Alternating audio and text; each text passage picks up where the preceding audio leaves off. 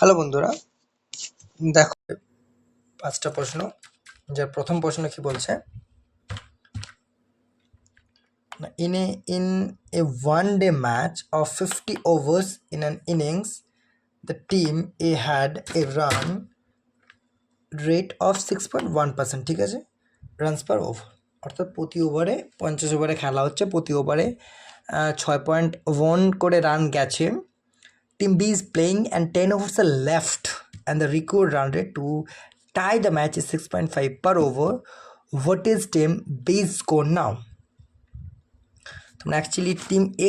আলটিমেটে কত রান করেছে, টিম এ কত রান করেছে না, অ্যাকচুয়ালি 50 ওভারের খেলা, তো 50 ওভারের খেলা প্রতি ওভার 6.1 করে রান গেছে,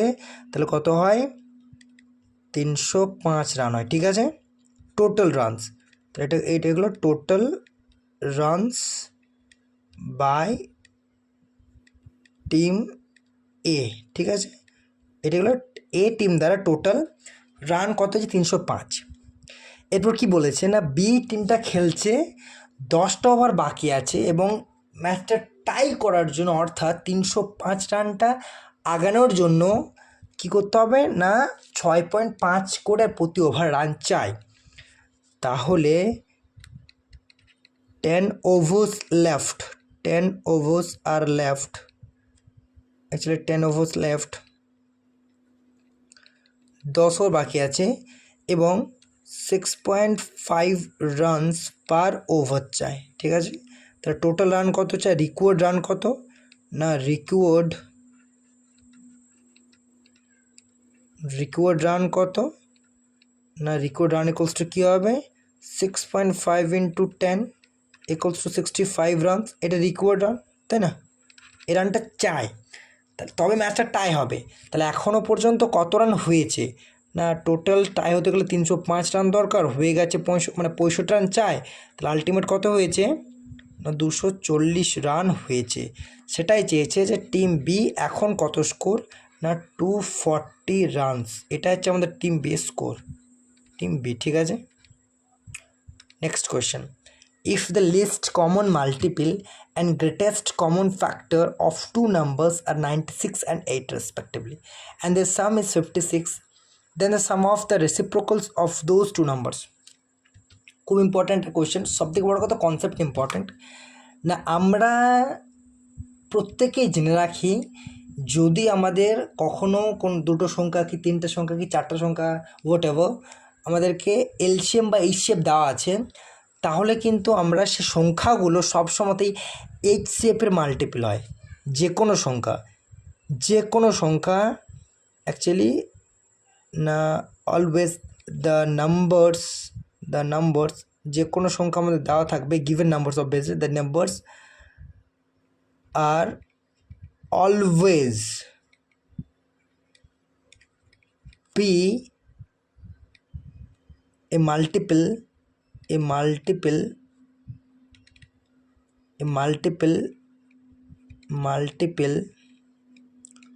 of HCF বা হাইয়েস্ট কমন ফ্যাক্টর। এটা কিন্তু খুব একটা ইম্পর্ট্যান্ট কনসেপ্ট, এটা শুধুমাত্র এই কোশ্চেনটার জন্য নয়, আমাদের অ্যালজেব্রিক যত কোশ্চেন রয়েছে, যেভাবে কোশ্চেন আসুক না কেন, এই কোশ্চেনটা কিন্তু প্রত্যেকটা কোশ্চেনের জন্য ইম্পর্ট্যান্ট এই কনসেপ্টটা, ঠিক আছে, যে আমাদের নাম্বারটা সবসময়তেই এইচসিএফের মাল্টিপল হয়। তাহলে দেখো আমাদের এইচসিএফ কত দেওয়া হয়েছে 8, তার মানে অ্যাকচুয়ালি সংখ্যাগুলো আমাদের কী হবে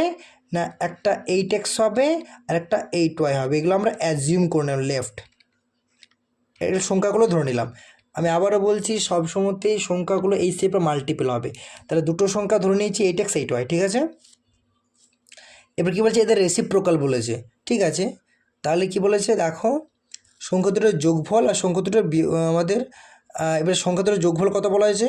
ultimate 8x plus 8y equals to 56, এটা 1 নম্বর ইকুয়েশন। আর সংখ্যা দুটোর গুণফল কী করে পাবো আমরা, অ্যাকচুয়ালি আমরা জানি যে actually multiplication of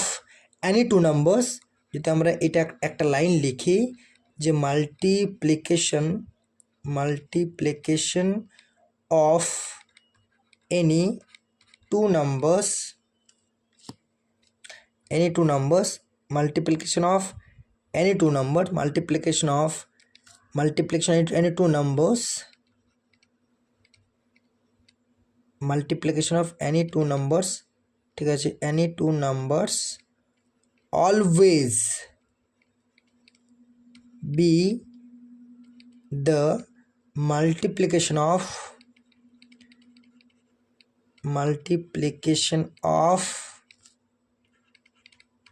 their HCF যেটা highest common factor and LCM যেটা lowest common multiple ঠিক আছে তাহলে এখানটা আমি কি লিখলাম যে multiplication of any two numbers এখান থেকে যদি আমরা দেখি কি হবে না any two numbers always be the multiplication of their HCF and LCM অর্থাৎ যে কোনো দুটো সংখ্যার গুণফল সবসময়তেই সেই দুটো সংখ্যার HCF এবং LCM এর গুণফলের সঙ্গে সমান হবে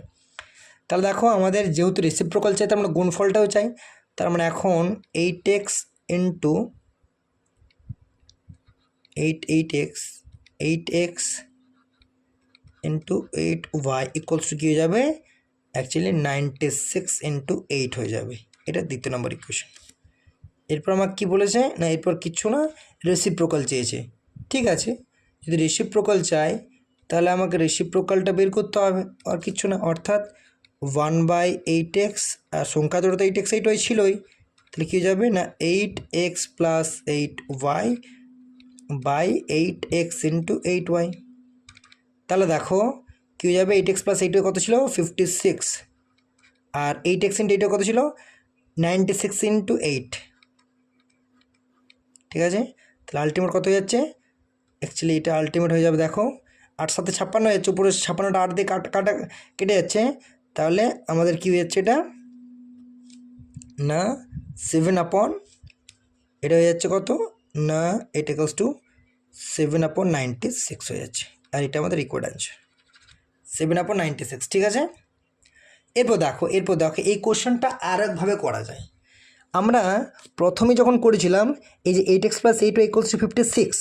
তার মানে কিন্তু 8টা কমন নেই এখান থেকে পাচ্ছিলাম x plus y 56 তাই না তা দেখো এখান থেকে পাচ্ছিলাম x plus y 56 আমি যদি এটাকে আরও এক পদ্ধতিতে করতে চাই তোমাদের যেটা সুবিধা মনে হবে সেটাই করো আমরা প্রথমেই লিখেছিলাম কি 8x plus 8y equals to 56 তাহলে এখান থেকে পাবো x plus y equals to 7 ঠিক আছে 7 ঠিক আছে আর x plus y equals to যদি 7 হয় তাহলে এরপর দেখো সংখ্যা ধরে যদি আমরা অ্যাকচুয়ালি x আর y এর ফরম্যাটে লিখি তাহলে 1x plus 1y তাহলে হয়ে যাবে x plus y by xy তাই না তাহলে এটা হয়ে যাবে 7 ঠিক আছে কি 7 হয় আর xy বলতে কী হচ্ছে দেখো xy বলতে এখানে কিন্তু ওই মাল্টিপ্লিকেশন কিন্তু অ্যাকচুয়ালি আমাদের এটা গুণ নেই তাই না এখানে কিন্তু আমাদের ওই যে ফর্মেটটা অ্যাকচুয়ালি এই দুটো সংখ্যা আমরা ওই যে এই শেপটা গুণ নেই তাহলে ডিরেক্ট এটা আলটিমেটলি 96 হয়ে যাবে মানে এলসিএমটা ডিভাইডেড হয়ে যাবে কারণ কি না এক্স ওয়াইটা অ্যাকচুয়ালি আমি কী বলেছি যে এক্স আর ওয়াই যাই হোক না কেন আমাদের গ্রেটেস্ট কমন ফ্যাক্টর বা সরি যেটা আমাদের হাইয়েস্ট কমন ফ্যাক্টর এই শেপ যেটা বলি সেটা মাল্টিপল হয় তাহলে অ্যাকচুয়ালি এই যে এক্স ওয়াইটা কিন্তু আমাদের মাল্টিপ্লিকেশন হয়নি মানে মাল্টিপ্লাই করিনি আমরা তাহলে এখানেও তো ওই মাল্টিপ্লাইটা থাকবে না তাহলে 7/96 এটা কিন্তু নিজেদের বোঝার সুবিধার্থে এটা কতটা শর্টকাট হয়ে গেল দেখো 7/96 এটা আমাদের অ্যান্সার আলটিমেট ঠিক আছে তাহলে অ্যাকচুয়ালি এটা কী হয়ে গেল না সংখ্যা দুটোর ওই যে আমাদের ওই যে মানে এখানেও কিন্তু দেখো আমাদের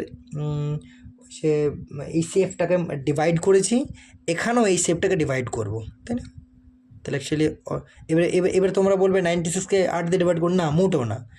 96কে ডিভাইড করবো না অ্যাকচুয়ালি 96টা অলরেডি তো আমার অ্যাকচুয়ালি মাল্টিপলটা কী হয় 96 ইন্টু এই শেপ এই শেপে তো অলরেডি ডিভাইড হয়ে আছে তো অ্যাকচুয়ালি 96টা এটা অ্যান্সার হয়ে যাবে আর সম্ভবটা 96 তোমরা যেভাবে বুঝতে পারো করবে ঠিক আছে এই ধরনের কোশ্চেনটা দেখো আমরা